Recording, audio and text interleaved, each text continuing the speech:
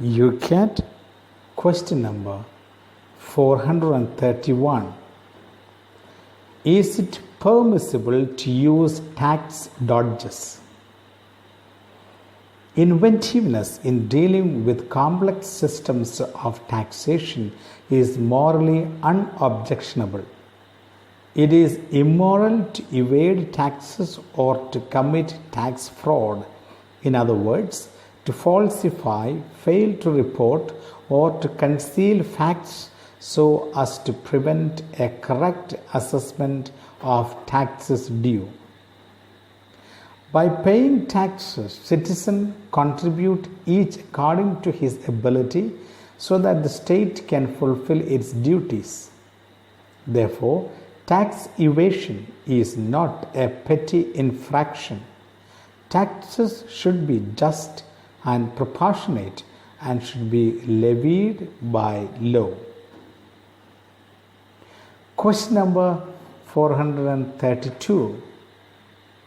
May a Christian speculate in the stock market or in internet stocks?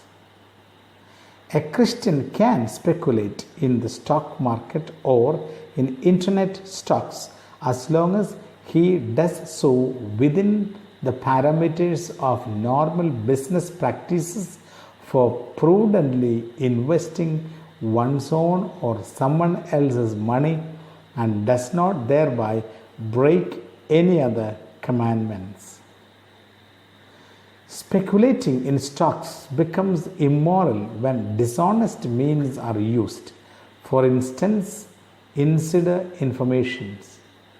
When the transaction puts one's own or another's life savings at risk instead of ensuring an income, when such speculation becomes an addiction as with games of chance.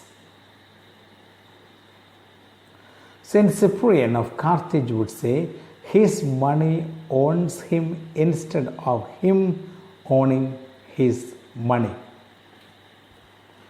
Question number 433. How should we treat property that belongs to everyone?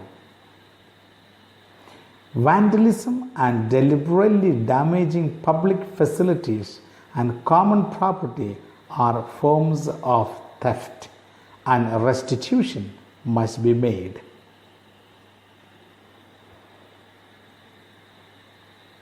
Leo Tolstoy would say, every time you acquire and use an object, reflect that this is a product of human work, and that if you consume, destroy, or damage it, you destroy that work and thus consume human life.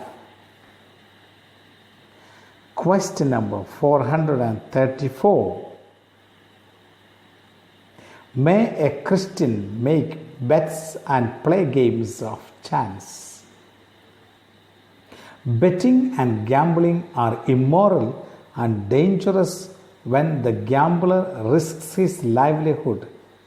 It becomes even worse if he risks the livelihood of other people, especially of those who are entrusted to his care. Morally speaking, it is highly dubious practice to wager large sums on a game of chance while others lack the bare necessities of life. Betting and gambling, furthermore, can be addictive and enslave people. Question number 435. Is it permissible to buy and sell human beings? No human being, not even parts of a human being, may be turned into commodities, nor may a person make himself a commodity. Man belongs to God and has been endowed by Him with freedom and dignity. Buying and selling people, as is common practices nowadays, and not only in prostitution, is a profoundly reprehensible act.